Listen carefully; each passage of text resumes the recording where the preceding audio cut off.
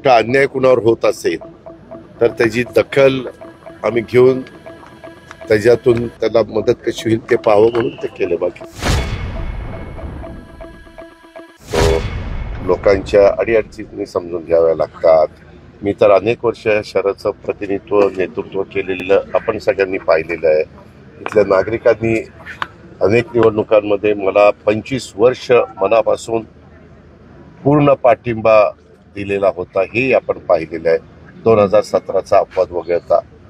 त्याच्यामुळं ह्या शहराच्या सर्वांगीण विकासामध्ये माझ्या परीनं मी काय काम केलेलं आहे हे अनेकांना माहिती आहे. त्याच्यामुळे मी संपर्क साधण्याच्या दृष्टिकोनातनं आणि गाठीबिटी घेण्याच्या करता मी आलेलो आहे. परिवार मिलन आपण करतोय, सगळ्यांना एकत्रित करण्याचा प्रयत्न करतो. दुसरीकडे एक चर्चा जोमानं सुरू आहे की पवार कुटुंबियांचं राजकीय मनोमिलन सुद्धा हवं. अनेक कार्यकर्ते जे आहेत ते दोन्हीकडचे वेळोवेळी ही मागणी करतात, तर ते पण मनोमिलन होण्याची काही शक्यता? आपलं ते उत्तर देतात, सजेशन फॉर ऍक्शन. दादा, नाभिक आणि दोन्ही समाजाला जे आहे ती एससी मधून आरक्षण मिळावं अशी मागणी कशामध्ये? लक्ष्मण हाकेकडून. कशामध्ये? नाभिक समाजाला, धोबी समाजाला एससी मधून.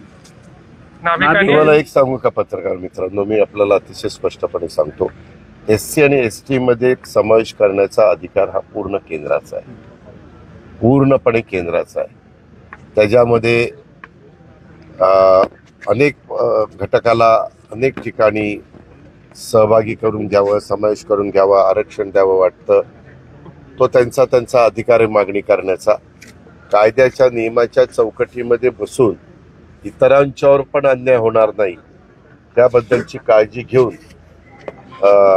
सरकारमधले सहकारी तशा पद्धतीचा निर्णय घेत असतात. तुम्हालाही माहिती आहे की अनेक वर्ष अनेक प्रकारच्या मागण्या ह्या चालू असतात, त्याच्यातलाच हा भाग आहे. नाशिक मधून देखील आता बंजारा समाज देखील पुढे आलेला आहे. एससी मध्ये त्यांना देखील समाविष्ट करण्यासाठी आंदोलन सुरू आहे. एससी नाही, एसटी जरा माहिती घेऊन. जयंतराव पाटलांना वेळोवेळी भाजप टार्गेट करते. नाही रे बाबा, त्याबद्दल सगळं काही काल उत्तरं दिली गेलीत. मुख्यमंत्र्यांनी जे सांगायचं ते सांगितलेलं आहे. सगळं मला जे बोलायचं ते बोललेलं तुम्ही सगळ्या महाराष्ट्राने बघितलेलं आहे.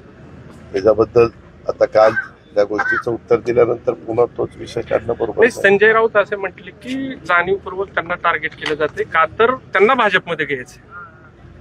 असं काय, जर कुणाला कुठल्या पक्षात घ्यायचं असेल तर असं टार्गेट करून कोणी जाणार आहे? कठीणच आहे. उद्या पुन्हा एकदा भारत पाकिस्तान मॅच होते, तुमचं काय म्हणणं? शुभेच्छा भारतीय संघाला. अरे बाबा, मी मागच सांगितलेलं आहे, त्याच्यामध्ये 2 मतप्रवाह देशातल्या नागरिकांचा आहे. कारण मधल्या काळामध्ये जी घटना जम्मू काश्मीरला घडली त्याच्यातून काही वर्गाचं मत वेगळं आहे की बाबा अशांच्या बरोबर खेळू नये. क्रीडा क्षेत्रामध्ये काम करणारा जो वर्ग आहे, क्रीडा रसिक जो आहे, त्यांचं मत त्याच्यामध्ये वेगळं आहे. अशा 2 मतप्रवाह आहेत. शेवटी प्रत्येक गोष्टीला 2 बाजू असतात आणि त्याच्यातनं कुठलंही काही मत व्यक्त केलं की लगेच तो दुसरा म्हणतो यांनी असं कसं काय मत व्यक्त केलं. आता त्याचा अधिकार आहे. शेवटी जी काही घटना जम्मू काश्मीरमध्ये घडलेली आहे आणि ज्या लोकांना त्याच्यामध्ये स्वतःचा जीव, निष्पाप लोकांना कारण नसताना त्याच्यामध्ये गमवावं लागलेलं आहे, त्याचं दुःख सगळ्या भारतीयांनाच आहे. आणि म्हणूनच त्याचा बदला आपण त्या ठिकाणी घेतला. म्हणजे केंद्र सरकारने त्याच्यामध्ये पंतप्रधानांनी पुढाकार घेऊन त्या सगळ्या गोष्टी झाल्या.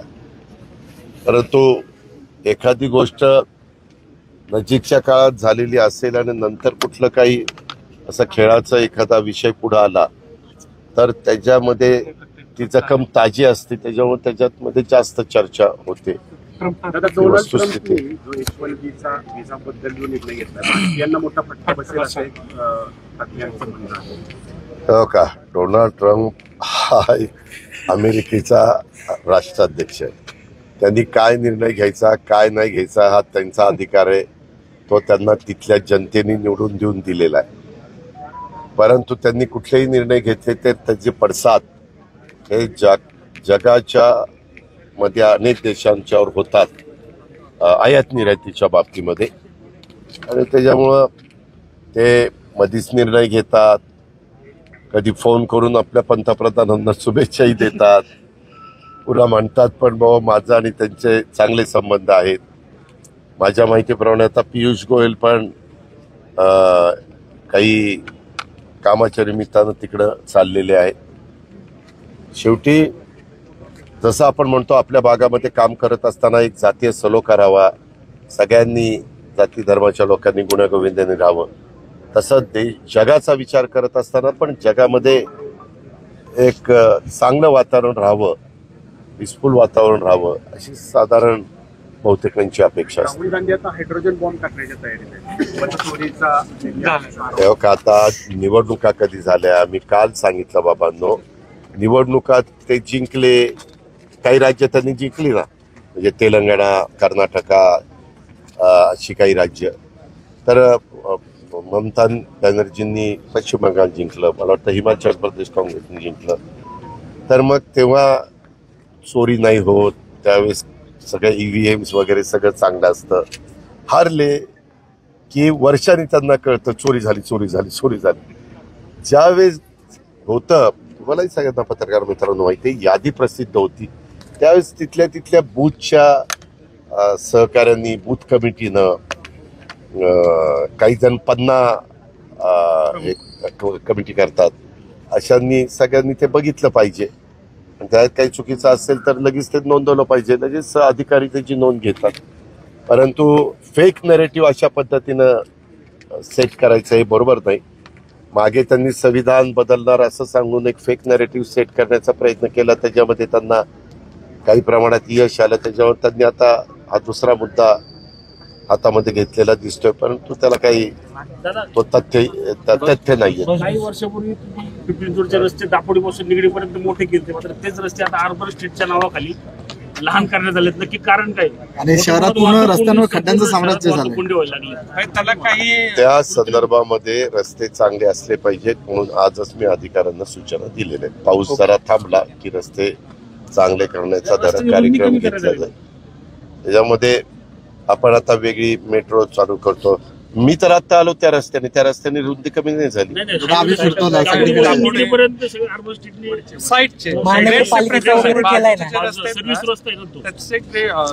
फुटपाथ वगैरे वाढवलाय, स्मार्ट रस्त्याच्या नावाखाली सगळं अरुंद करण्यात येते. किती लेन्स होत आहेत? दोन लेनचाच होता ना रस्ता, नाही हो. आता मीच केलेले रस्ते तुम्ही मला सांगताय, तेव्हा का मधले होते 2 म्हणजे 4 लेन, कडेचा सर्व्हिस रोड होता 2 लेन आणि इकडचा सर्व्हिस रोड होता 2 लेन, असे 8 लेन त्या काळामध्ये केलेले आहेत, अजून पण आहेत. 2 लेन, आता 2 लेन, 1 लेनला गाड्या पार्किंगची, एकच लेन चालू असते एका साईडला. नाही हो, मी आता प्राधिकरणामध्ये काही ठिकाणी बघितलं, आम्ही काही करत असतो त्यावेळेस ट्रॅफिकचा प्रश्न येऊ नये म्हणून पोलीस खात्याच्या पण लोकांना विश्वासात घेतो. तर त्याच्यामध्ये त्यांनी फुटपाथमध्ये पार्किंगची पण व्यवस्था जरा केलेली आहे, आता इथं केलेली आहे. मी बारामतीमध्ये पण ते केलेले आहे, म्हणजे 2 लेन रस्ता ठेवलेलाच आहे, 2 वाहनं जातील असा, आणि शिवाय पार्किंग होईल अशी व्यवस्था सर्व ठिकाणी नाही, काही ठराविक ठिकाणी केलेली, ती तशी केलेली. आणि लोकांनी आपली वाहनं त्यांच्या असणाऱ्या इमारतीत पार्क करावी ना, त्याच्यामध्ये रस्त्यावर पार्क करणं हेही चुकीचं आहे.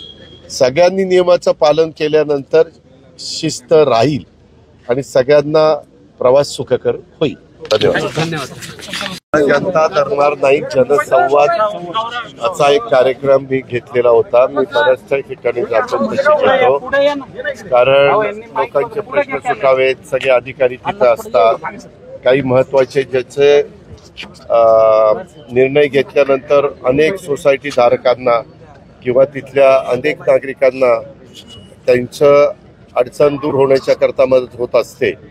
आणि त्याच्यामुळं तिथं सगळे आम्ही एकत्र जमतो आणि त्याच्यातले बरेचसे प्रश्न मार्गी लावतो. परंतु आज तिथं गर्दी जास्त प्रतिसाद लोकांनी दिला आणि मला दुपारी 2 वाजेपर्यंत मी तो इथं वेळ दिलेली होती. त्याच्यामुळे बाकीचे सगळे अर्ज मी त्यांचे स्वीकारलेले आहेत.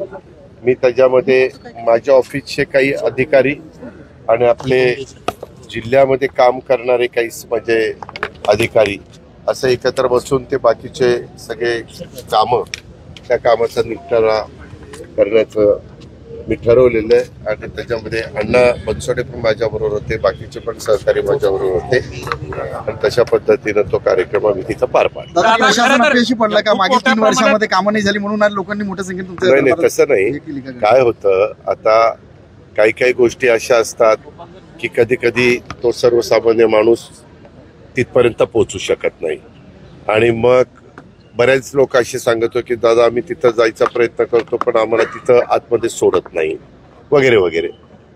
आज त्याचं जर काम योग्य असेल तर त्याला मदत झाली पाहिजे. आम्ही महायुतीच्या सरकारमध्ये काम करत असताना आमची मुख्यमंत्र्यांची आमच्या सगळ्या मंत्रिमंडळाची तीच अपेक्षा आहे. कारण जनतेने एवढ्या मोठ्या संख्येने आम्हाला निवडून दिलेलं आहे त्याच्यावर आम्ही काही नुसतं मिरवण्याच्या करता त्या पदांवर बसलेलो नाही. प्रश्न सुटावेत आणि कुठं अन्याय कुणावर होत असेल तर त्याची दखल आम्ही घेऊन त्याच्यातून त्याला मदत कशी होईल ते पाहावं म्हणून ते केलं. बाकी खरं तर 79 वर्षाचे आजोबा होते, तर तुमच्याकडे त्यांनी तक्रार दाखल केली. काही अधिकारी त्यांना खूप उर्मट पद्धतीनं बोलले होते. त्यांनी तुम्हाला सांगितलं काय तुम्ही त्या अधिकाऱ्यांवर कारवाई वगैरे करणार?